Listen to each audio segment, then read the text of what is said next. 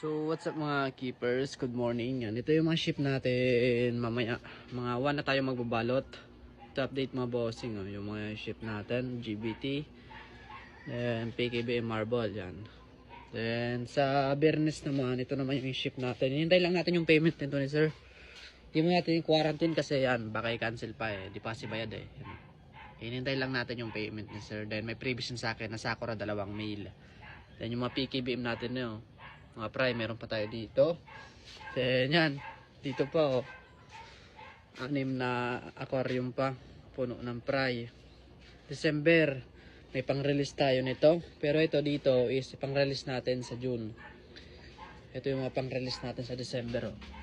Mga PKBM natin dyan. Dito mga male na to, na-separate na natin yung male and female.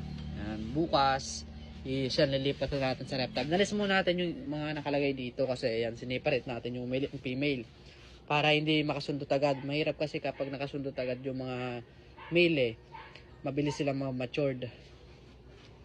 Yan ang mga breeder natin na PKBM. Yan yung mga breeder natin oh. Ito yung mga anak nyan. Yan, lahat yan anak nyan. Ito mga red eye to. Ito naman yung mga red eye natin. Isa na lang yung male natin dito na maganda.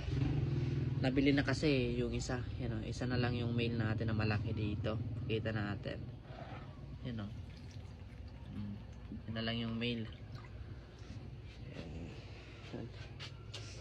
Ito mga gapis to dito sa huli. Yan. Full gold.